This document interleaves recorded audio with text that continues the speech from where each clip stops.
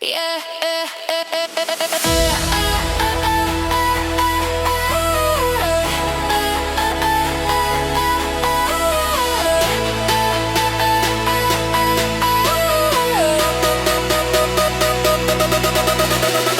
Shuffle the deck and deal the scene. Two brothers diving where the stakes get mean. Sam's got hair like a wild cascade. Ben's a healer, twin by trade. They talk the chips, they talk the screen. Every poker flicking in between. The two fish at the table, oh, they're keeping it real. Breaking down the hands, spinning that wheel. Ben and Sam with the cards in their hands, flipping the flop, making us fans. In the blue corner, wearing blue shirt as well, here's Sam Fishman, ready to put up his best fight. And in the green corner, wearing a blue shirt, 280 pounds, Legend of Ben, the RN. It's time! Let's get ready to rumble! Hi, everyone. That's right, everybody. Today, Sam and I have done something a little bit more unique. We've each chosen one piece of poker content off of YouTube, and we're going to have them square off in a one-on-one debate here to see which content is better. I have picked the six-part documentary series Bracelet Hunt. And I picked the four-part documentary series called Galfond, focused on the legendary Phil Galfond, as well as his wife, Farah. Yeah, and let's start with Phil Galfond. Phil Galfond, we know a little bit. We've seen him. He was a chip leader in the 2010 main event during the day three, day four portion of the tournament, and we also saw him briefly in the 2014 big one for one drop. He made it relatively far into that tournament, and he's also was one of the guys we saw doing pro analysis during the 2011 main event, and I thought he was one of the better contributors to that segment in that main event broadcast. And but he's really not a guy I know much more beyond that limited exposure to him on TV. Yeah, basically the same. I mean, he was obviously on high stakes poker quite a bit. I've heard of Run It Once Poker a couple times, which is his play money site, as well as his poker training site of the same name. I mean, he's won three bracelets. He made a deep run in the main event in 2010, finishing in 131st place. But he's mainly known as a cash game guy. So, I mean, I was looking for poker documentaries, trying to find something to compete with Ben's. And I came across this, and it really fits very thematically together in that both are mini series focused on players, allowing them to tell their stories. Obviously, Galfond is just focused on Phil Galfond as well as Farah Galfond, particularly toward the end. So it's kind of an in-depth look at his life, a little over an hour long in total, with each episode being about 15 to 20 minutes, mainly just comprised of interviews. But there's also a lot of other players interviewed in this series: Andrew Roble, Brian Rass, David Tuckman, Maria Ho, really sort of a murderer's row of different top players talking about Phil. Yeah, this four-part series was all released in the summer of 2024, so pretty recently actually. The view count, it dips episode to episode, but it peaks at 104,000 and it ends at 54,000, but it's still pretty good. And honestly, it's about the same amount of views that the Big Game on Tour Part 2 got this year, so it's kind of funny to compare that. It's a very professionally put together production. The camera quality is very good. They get a lot of great players to provide sound bites. The choice to put this into four parts, I question a little bit. I think maybe you could have combined episodes one and four. A lot of that was kind of overlapping to me. But I think there's some pretty good stuff on display here, but I'll let you lead into since this is your selection here. How did you feel episode one fared for you? Yeah, I liked episode one. So it basically just goes over Galfond's early life, how he sort of got started in the game. He started off really as a crusher, didn't really focus on PLO that much, and then sort of as time went on, focused on PLO and became really sort of a voice of reason and a top respected player after Black Friday, really. Before he was sort of seen as a top player, but not really as somebody who the community could center around until after Black Friday. Then he started Run It Once, started also a couple other groups. And then there's sort of a cliffhanger of like things spiraling out of control going into episode two. So yeah, again, as Ben mentioned, I mean, I really didn't know Phil Galfond super well. I knew of him in broad strokes. So it was nice to kind of get in a 15-minute stretch. This is what his life is. This is how things worked out for him. This is how he met his wife. This is how he started getting going as a poker teacher and mentor. For me, I thought probably my favorite sound bit of the first episode was Phil Galfond describing living 26-hour days, where he'll literally be asleep for 10 hours and then be awake for 16 hours, and so his schedule's off by 2 hours as the calendar goes on, just and living the poker lifestyle. I thought that was kind of interesting. I've never really thought of life like that. I wonder if other folks have done similar things like that.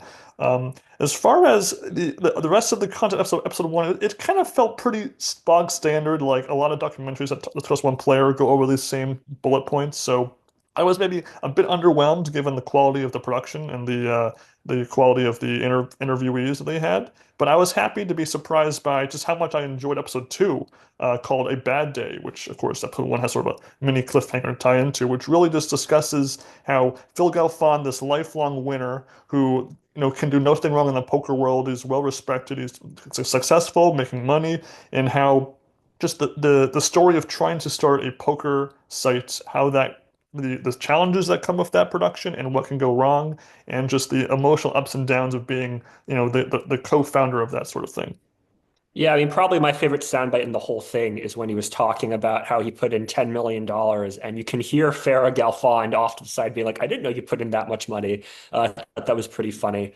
I mean, funny by, losing $10 million, obviously not funny, but yeah, I mean, it's just a crazy story to be starting your own website. Obviously, starting a business is always really difficult, but I mean, a poker website that's not necessarily based in America, it's based off in Europe, and these guys are living in Las Vegas.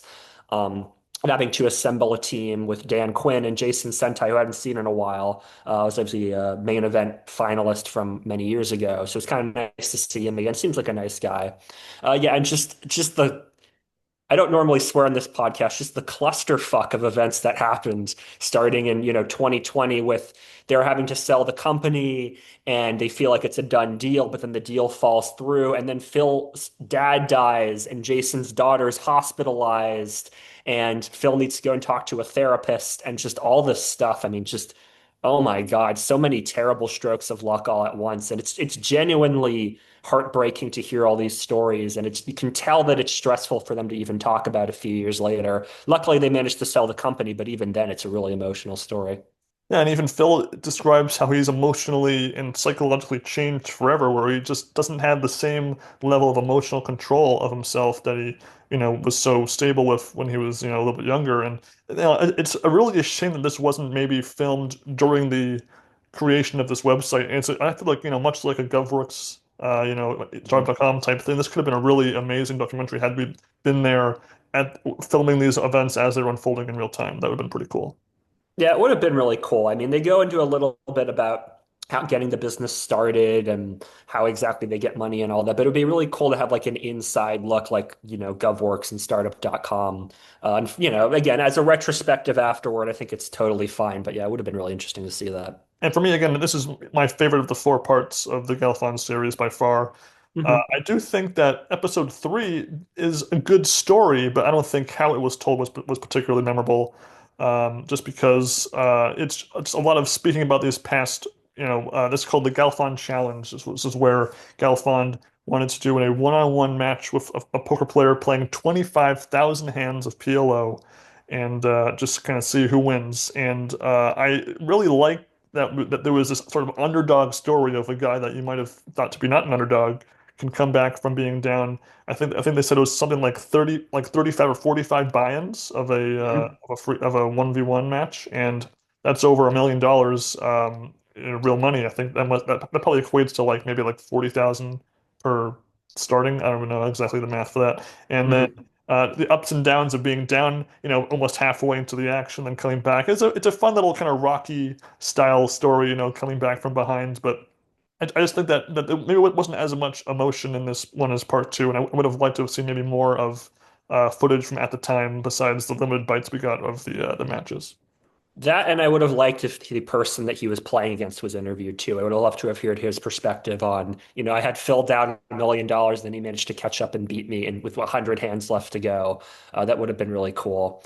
But yeah, I mean, it is still an interesting story. It's interesting to hear that he had to talk to a mindset coach at one point and take a break and kind of figure out whether or not he should come back, and then he ultimately decided to come back. And it was again very nice to hear Farah talking about her sort of side of the story, trying to support him and then getting emotional toward the end. Yeah, I mean, it's kind of hard again as a freelance writer who, doesn't earn anywhere close to $1 million a year. It's just kind of hard to hear like a guy talk about being down $1 million and just trying to wrap my mind around that. It's like, oh my God, if I had $1 million, it's in the bank account and I'm sitting in front of the bank vault with a gun. Like, I'm not letting anybody touch it, let alone play poker with it.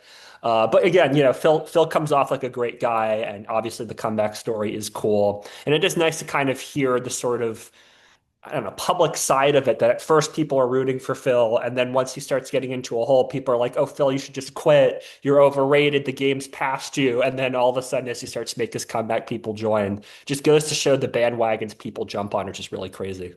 Yeah, but I also question, we were literally in the last episode, he had lost $10 million dollars and his dad, and now we're supposed to be carrying about $1 million dollars. I feel like maybe they should have maybe swapped the order potentially. I mean, I know it is in chronological order, which I get, but I don't know. I feel like maybe it's hard to care as much about a guy being down 1 million when we just heard him losing 10 million. Yeah, I mean, he managed to sell the company for $5.8 million. Again, obviously he's not getting all of that money back. So he didn't quite clarify how much money he made back off of that sale or not. But yeah, you're right. I mean, it would have been nice to kind of flip the two together.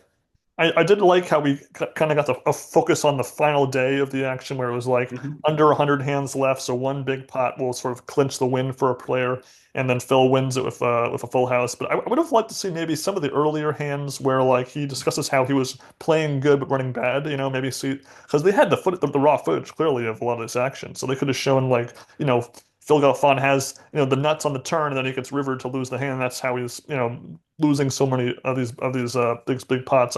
Maybe could get more of that picture. Maybe although maybe that would have been a little bit uninteresting to watch on the screen. I don't know. I thought there's something they could have done there. And then we just sort of gloss over the fact that he's won every Galfond challenge after that without really showing us maybe who he was playing and how much he won. I think that could have been helpful to add to that. Be like, he got through this first hurdle and now he's like hit that second gear. I think we could have seen more of that too. Yeah, I mean, I think from what they showed of the footage, it looked like they were playing two hands simultaneously, and then there was commentary over, and this was online. So, I mean, it wouldn't have been as exciting as seeing the two of them heads up at a table at the Poker Go studio or anything. But yeah, I would have liked to have seen more footage. It is nice to hear that he went 5 for 5. I saw, I think, Bill Perkins he played against during that sequence. It would have been, again, cool to hear from the people who faced off against Phil. This is how he was. This was my strategy going against him, things like that. I understand that it's supposed to be a 20-minute documentary episode. But yeah, a little bit more detail there would have been nice. And again, because these are very short, so I feel like they definitely could have had some more wiggle room to add a bit more to the run length here. But I guess having like this sort of medium form YouTube content does hold some merit. Bracelet Hunt will do something very similar. But I guess moving on to episode 4 here, this sort of is called the next challenge, and for me, it's again kind of a little probably the weakest. I mean, it's got more of a focus on Farah, how she's more of the poker player now and how she's transitioned from cash games to tournaments. Being a mom, it makes a bit more sense for her mentality with her scheduling and her life.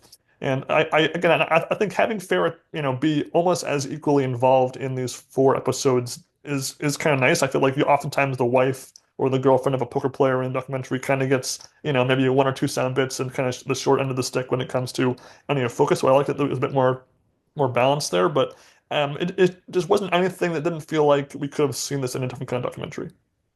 Yeah, I mean, Farrah seems like a nice person. She obviously started off her career as an actress and then slowly transitioned into poker.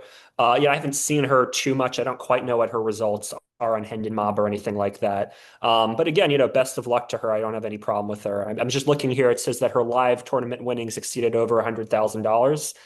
So, not like she's like a huge A-list player, but, she's starting to make her own.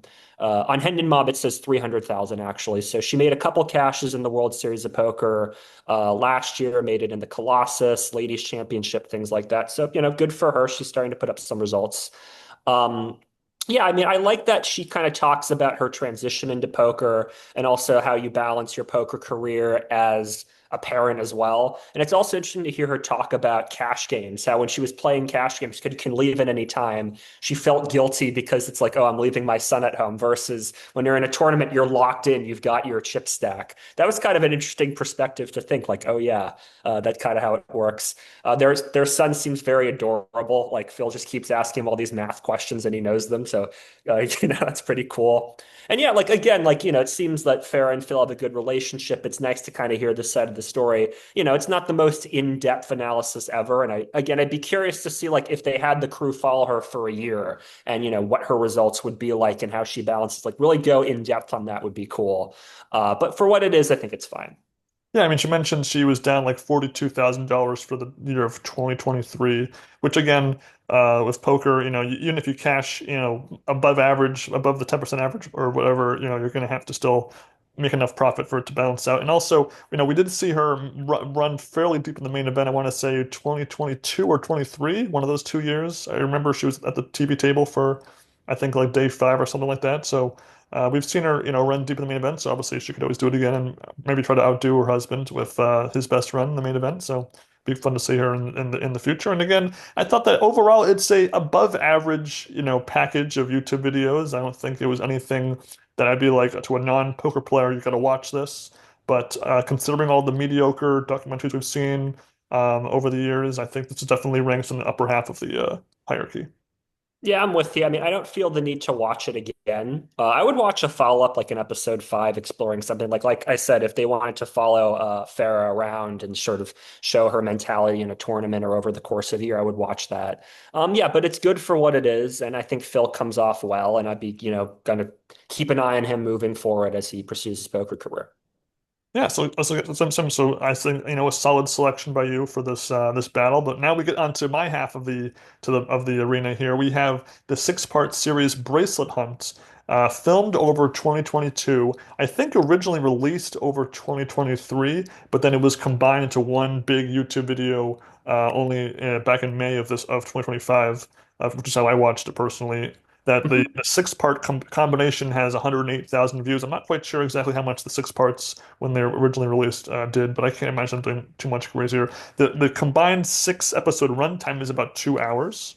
The episodes are fairly even in length, maybe plus or minus a few minutes here. It's narrated by a guy named Michael Bailey. Kind of, if I'm being honest, maybe a little kind of pretentious narration from here and there, trying to sound more profound than he actually is. But the actual structure of this series is to follow one player and see if they can win a bracelet. And what it kind of seems like, and maybe you might disagree with me, but it felt like they just kind of interviewed players after they made a deep run in a bracelet event that they happened to have footage of, maybe of them making the final table or something like that. It didn't feel like they like followed them for the whole summer and then locked in on one tournament that they played in deep. I don't know. It's something like that. I feel like happened. Yeah, that feels like that happened too. I mean, the players that they selected: Jeff Madsen, Mike Holst, Kyle Milic, sorry if I mispronounced that, Jamie Kerstetter, Tomas Ledvi, and then Asher Conniff. I mean, yeah, like a pretty interesting, diverse selection of players. Obviously Jeff Madsen's a pretty established professional. Mike Holtz was the number one online player a couple of years ago, so he's an established professional. And then Kyle, I hadn't really heard of. Jamie had obviously heard of through her commentary. Tomas, I'd never really heard of, and then Asher Conniff I knew through his main event run. So I kind of like that selection. That again, you have a couple of sort of big name pros, and then some people who are not so established. I mean, I think it's okay to just kind of pick six people and be like, who made deep runs and be like, all right, we're going to just focus on you guys. It kind of saves you if you're following somebody in advance, it's like, all right, this person's going to make a deep run and they're out on day one. I mean, then obviously you've wasted all this footage. And there's also a lot of other interviews and sort of little segments. Like they seem to just kind of film out in the hallways and someone will come up to the camera and be like, hey, I'm playing this tournament, which is kind of cool. Yeah, I mean, I don't necessarily mind that, though I do mind the narration, and I'm glad you mentioned it. Not only does it sound kind of pretentious, the narration, he says things like, poker is about having the right spirit, and you have to have your head in the game, and it's not all about the cards or whatever. the guy sounds like he's reading off of a piece of paper, like he's recorded it into his iPhone. No offense to the guy. I mean, there just needs to be a little bit less narration. I don't mind having narration, but there just needs to be a little bit less of it. It needs to be a bit more enthusiastic, ideally from somebody who's trained at talking into a microphone. Especially since, because this is 6 episodes, we have 6 sets of book-ending narrations, where if had this been one big 2-hour documentary, then maybe you might have just 2 episodes, two instances of narration over the whole course of the film. And actually, it got me thinking when I thought about that, negative about this thing. I really wonder, would this have been a much more successful documentary had it been one big film of 6 different subplots happening? We meet all the players at the beginning, we go maybe chronologically speaking into the summer, see how people are doing. I think that could have been a bit more engaging than watching these individual one-shot stories. Yeah, I mean, we obviously keep in mind that this is all, 6 episodes crammed together into one video, that they were released separately. Um, Yeah, I mean, I think it would have been better when they uploaded it all as one film to just kind of cut it together, like you mentioned. That would have been nicer. And then maybe have some, a little bit of other footage to kind of tie it together. Maybe these people talk to each other at some point during the WSOP and you can kind of weave it together. Or they could comment on each other's stories somehow. I don't know. Something to make it a little bit more connective and flow together. Man, for what we had though, again, we had some players making some very impressive deep runs. Mhm. Episode 1 is Jeff Madsen, who I guess I kind of know maybe like tied for the most with Jamie Kerstetter as far as my prior knowledge to this.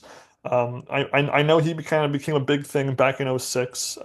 He didn't really have much of an impression in the main event that year, which is the main thing I saw from that, poker season. But I did like how he kind of discussed his sort of slump between winning bracelets between '06 and 2013, because it reminded me of Nanny Negreanu's long bracelet drought. But you can still be playing good poker and having good results even if at a bracelet win. It's just kind of funny how some players think that it's a downturn in their career if they don't win a bracelet.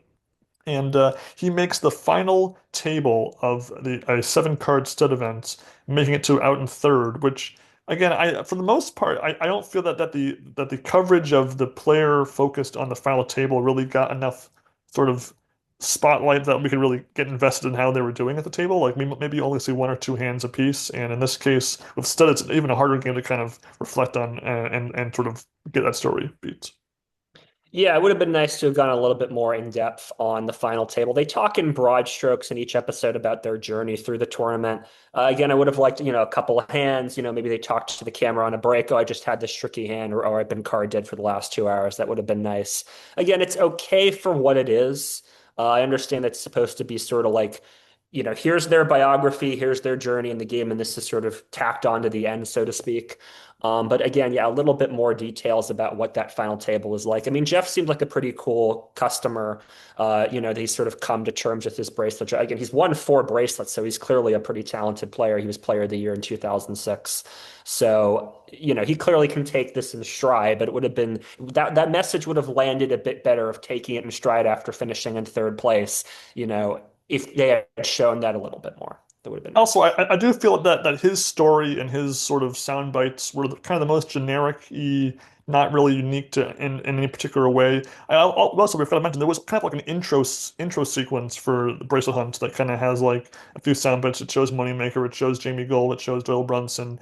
That was also kind of the same old cliche poker documentary stuff that we've seen a million times. The main event is the biggest poker event in the world. Anybody can win. Moneymaker won. Jamie Gold won $12 million.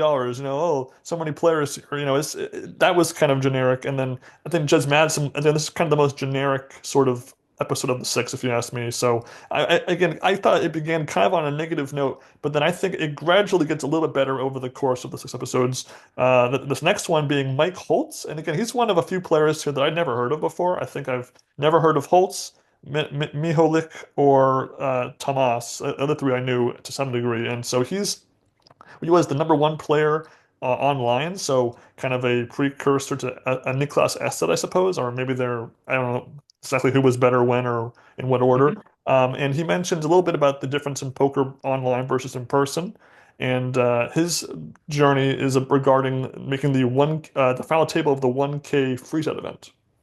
Yeah, I mean, he's a very flashy guy. I mean, the opening shot of him is him on his couch, just like flexing his arms. And he talks about his 9 to 5 jobs not being so good. He talks about making the game more fun. He seems like a cool guy, somebody you'd want to be with. So I kind of wish they talked a little bit more about his time online. They kind of just said the number one online player, but I mean, how did you start getting online? What sort of games do you play? Do you like cash games and different tournaments? That would have been cool. And yeah, again, as you mentioned, I mean, with Jeff Madsen, the story of his time in this particular tournament, the $1,000 freeze out, getting to the final table, busting in eighth place, unfortunately, that would have been would have landed a bit better if they'd shown some hands, talked about his strategies, talked to him on breaks. So we just don't have enough information about that. Would have been nice. Yeah, and it was at this point I sort of had gotten a sense of what the formula for each episode of Bracelet Hunt will be, and I did feel it was kind of an unambitious prospect. I mean, I don't feel like that we got enough because we're kind of just we cut to the interview about them, how they got into poker, and then we'll just cut right to the final to this event they played, and then we'll jump from day one to like day 3 or 4, and they're at the final table, and they probably lose. I mean, I wasn't really getting too excited to see the next episode at this point because I thought that I kind of got a sense of what to expect from each episode at this point. Yeah, and another thing is that Mike actually won an online bracelet, and he's shown at the end with, sort of with the bracelet on his wrist. I would have liked to have heard him talk about that, seen that. That could have been a nice postscript of, oh, I didn't quite get the live bracelet, but here I am with an online bracelet. Maybe he could talk about, does he want to win a live bracelet now? Is the online bracelet good enough for him? Is he going to keep playing online? That would have been nice as well. It's good to see that he got a bracelet, but, talk a little bit more about that. But I did feel that episode 3 was by far the best of the 3 episodes. We have this guy, Kyle Mikulich, who was kind of known for wearing a Jack in the Box hat. I guess maybe not while playing, but maybe just while in the poker room. I'm not quite sure because if you can even see it, the hat, or I'm not sure. And we get a couple of things like I really liked. One was we see little sound bits of his young daughter being interviewed, asked what a bracelet is. I thought that was pretty cute. And there's a few shots of him at the final table that were a bit different, and we got a bit more focus on how his tournament sort of ended. So that was nice. So he played in the Lucky Sevens event, which is, I believe, the top prize is 777, 777. And I think it's seven-handed table. The buying $777, which is kind of funny.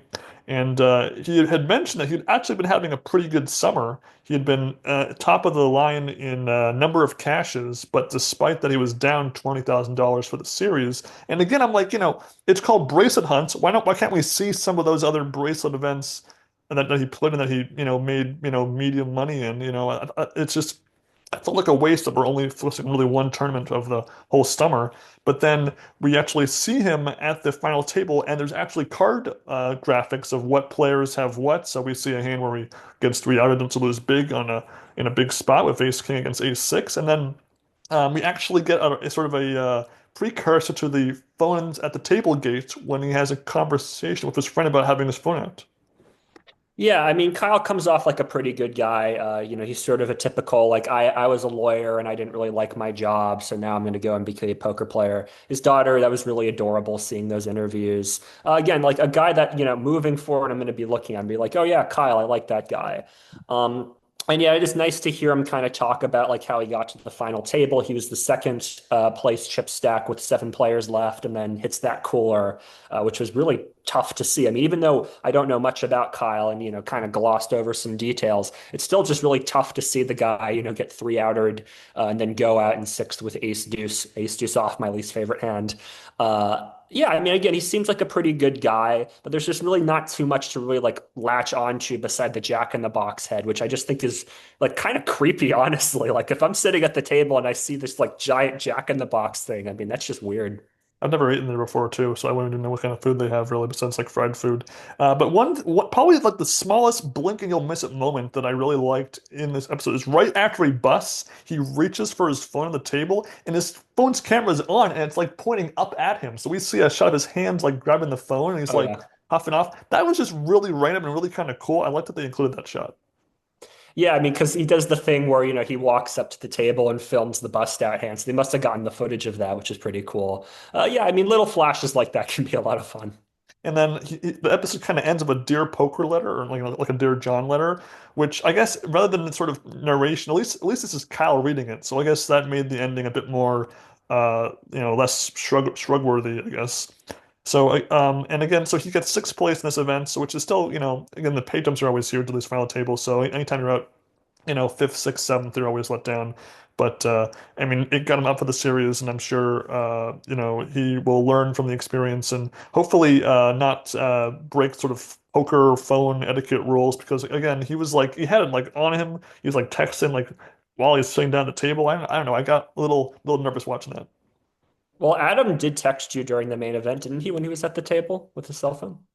Um, I remember that, didn't he? Did I he think he did. text you Yeah, about I it? think in 2023, I think he did right. So well, again, so I'm there, but then we weren't there to watch him do it. So I guess I don't know. All right. So that gets us to the back half of the Bracelet Hunt series. We have episode four, Jamie Kerstetter, and kind of informally also Corey Peggiat. Peggiat? A joke? I don't know. So they play in the tag team events, which again, two people. I used to be up to four, so I wonder when they changed that officially. But anyway, Jamie Kerstetter discusses being a lawyer, sort of, and gravitating towards poker. And again, we know her from her regular appearances in the commentary booth. She was often with the third man with Lon and Norm in the booth. And again, I wasn't I don't think she's the I like this finale so much that I guess maybe I'm just unfairly biased toward anybody else, including Jamie being in the booth. But I'm just she's not my favorite, but she's not my least favorite. She's kind of in the middle for me when it comes to Yeah, I commentary. like her fine. I like her and Maria Ho as commentators. I like, there hasn't been anybody that I've seen comment who I really, really hate or anything. I think she comes off very well. She's not too, GTO solver minded. She's able to explain concepts well. She seems animated when she's talking. And the same goes for how she comes off here in this episode. Like she comes off like a nice person who you'd love to talk to about poker. And yeah, her story as a state's attorney becoming a poker player is pretty interesting. We don't really hear too much about Corey and his backstory and how they kind of connected with each other. But we do get quite a bit of information about what their tournament was like together, as well as a lot of footage during the event. We see Brad Owen and Andrew Neem sort of team together. And then this like guy that has this wheel, and every time he switches off with his partner, they spin the wheel. And unfortunately, the camera is a little bit too far away. I couldn't quite tell it was on the wheel or not, but I mean, that seems pretty cool. I mean, honestly, I think a documentary just about the tag team event would be hilarious. Like you could follow a bunch of teams and see them like fight over strategies or what to do and stuff. I think that would have been kind of a cool idea for the future for somebody to do. And again, the nice thing about this particular episode is that we do see again several other teams in action and their dynamics and their antics, and that kind of adds a bit more spice and more poker life to this episode. Really, the main poker action for Jamie kicks in on day two when we see her making this big comeback of three big blinds and just winning hand after hand and being the big chip leader at the final table of down to the final, three or four players left. And they end up heads up against, of all people, Espen Jorstad and Patrick Leonard. Espen Jorstad, we of course know, will become the main event champion that same year. Kind of a similar thing as Greg Morrison, or Greg Reiner, where you win a bracelet and then you win the main event right afterwards. You double down there. It's always impressive.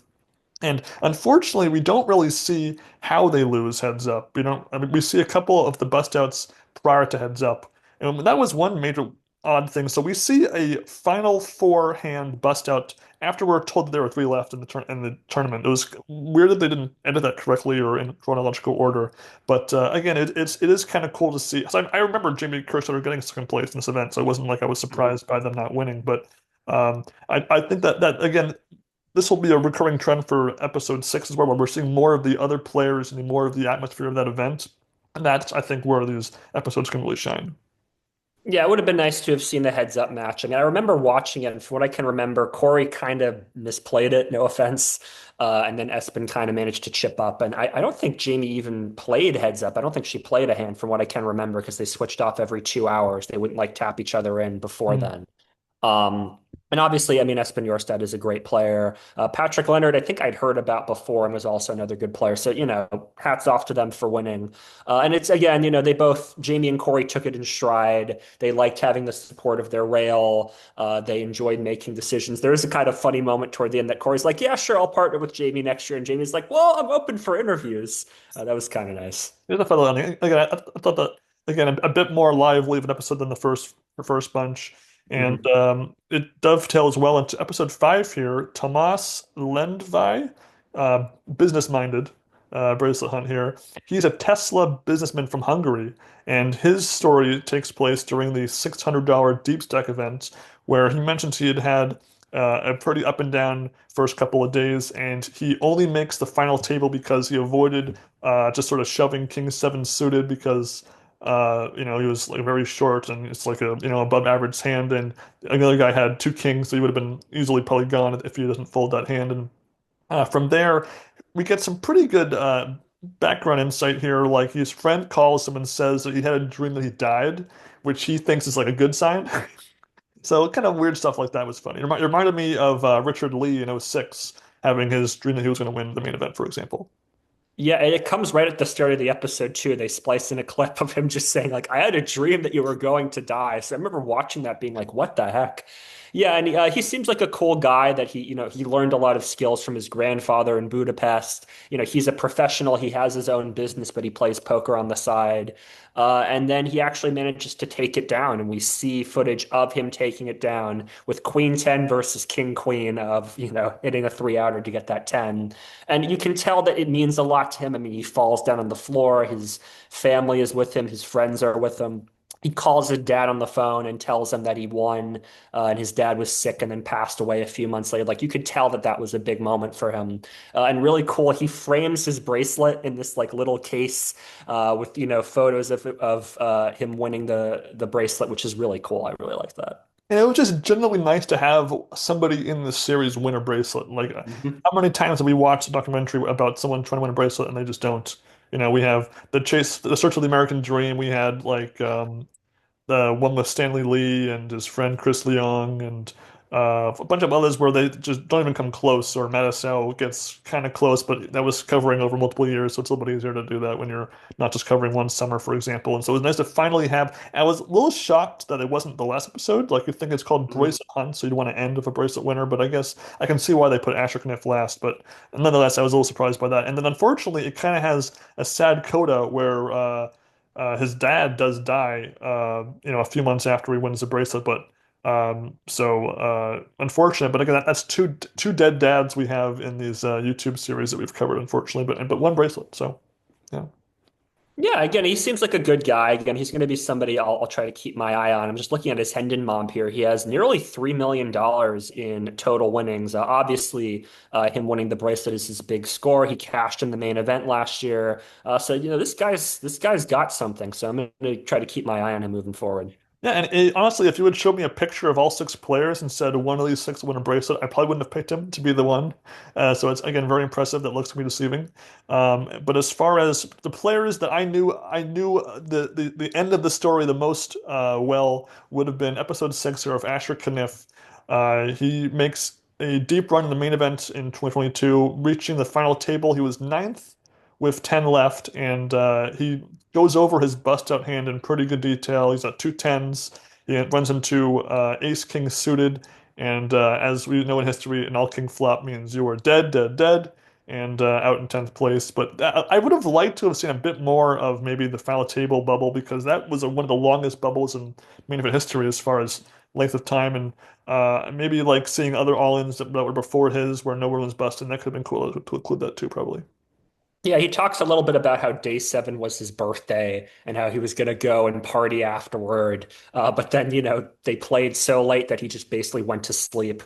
It's also kind of interesting hearing him talk about how he won the WPT event before. He'd also gotten 80th place in the previous main, and he figured he'd never come back. So here he is coming back. And yeah, it's just such a sick. I don't think I saw this live, but I mean, just such a sick hand to watch, even on tape. I mean, you have tens, you're up against ace king, and you're just gone right there.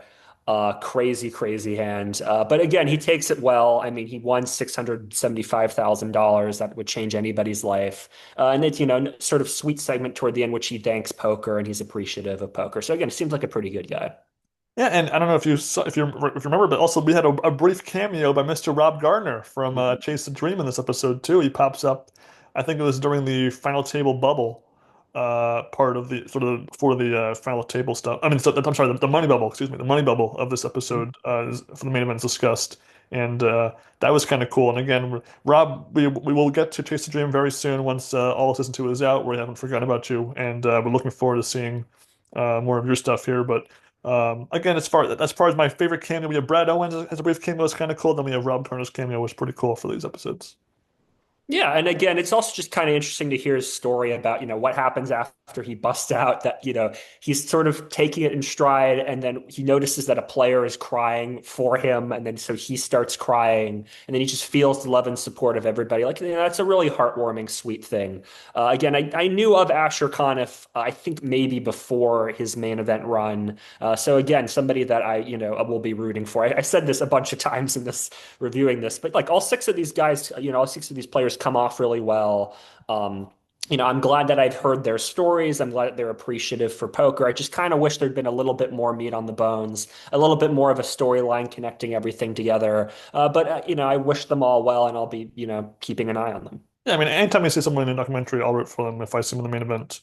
Chip counts. That's just a guaranteed for me right there. And as far as I guess this battle here, who wins, Galfond or Bracelet Hunt? I feel like the Bracelet Hunt had the potential to be the better of the two, had it Mhm. been one unified story with six sort of subplots and intermixings here. Maybe two of the players talk to each other about here, or they run into each other in the same table at an event. When you have and less narration. But as they are in existence now, I unfortunately have to concede for you. I'm going to give the nod to Galfond for having probably because again we're talking about 10 different episodes of content. I think my two of my top three would be from Galfond, so I think just by default I have to give it to Galfond.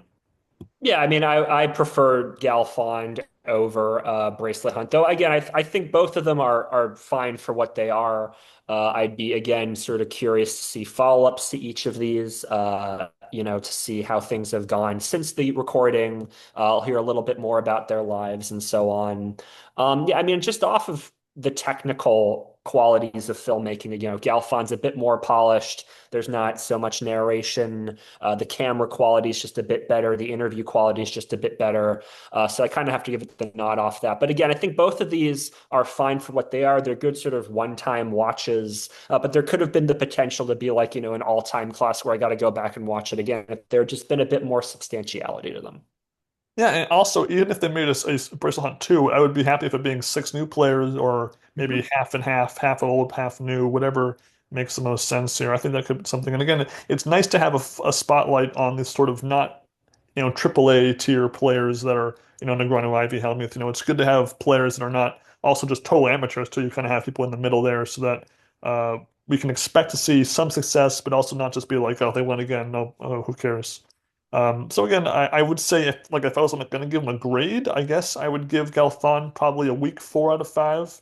I'd give Bracelet Hunt probably a weak 3 out of 5. That'd be my grades if I had to give a score.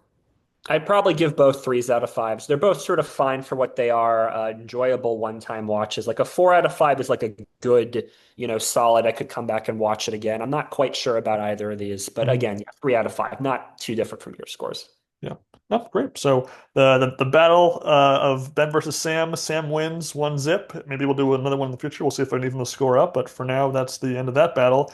But as far as battles that will be in our future, the 2026 Mind Sport Olympiad is only a couple weeks away at this point. They have announced the Grand Prix events, Hmm. but not the master schedule. And unfortunately, I do believe I'm working the 7 card stud high-low event, so I will not be able to play in that one probably, but I'm hoping for the other poker events I will be able to play and try to improve upon my third place finish last year. Yeah, 7 card stud is happening on Thursday, February 12th, and Texas Hold'em is happening on Saturday, March 14th.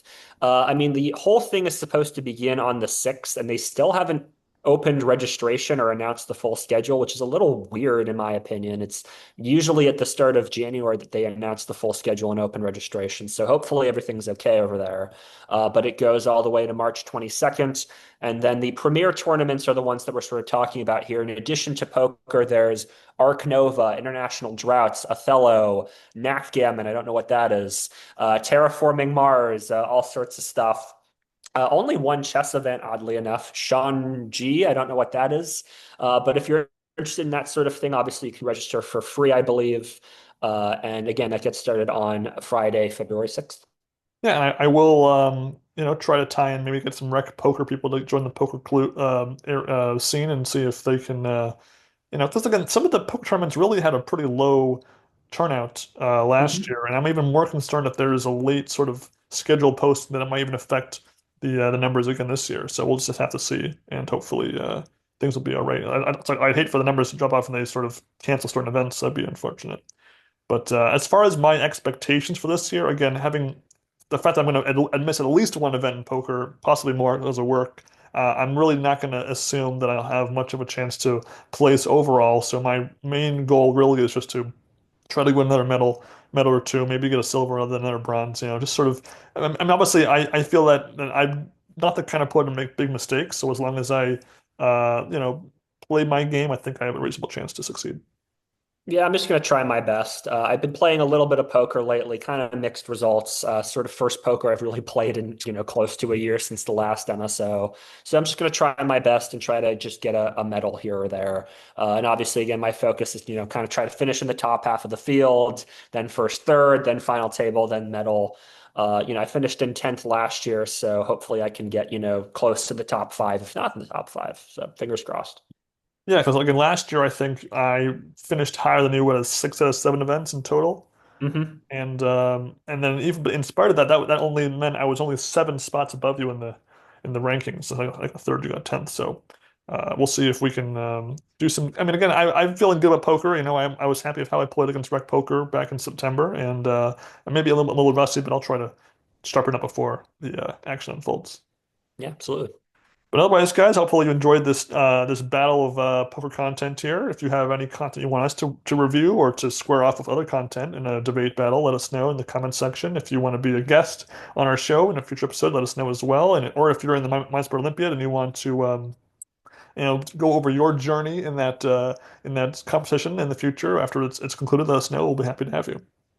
Yeah, and we're obviously keeping an eye on anything that happens in the poker world. Nothing much is really happening. So if you have anything you want us to talk about in terms of news, or if you have any documentaries or anything you want us to watch, or scripted dramas or live shows like Rob and Amber Against the Odds, I will find it one day. Don't worry.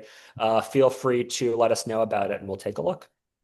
Until next time, guys, enjoy your poker, enjoy your TV, and enjoy your poker on TV. Hunt those bracelets, folks.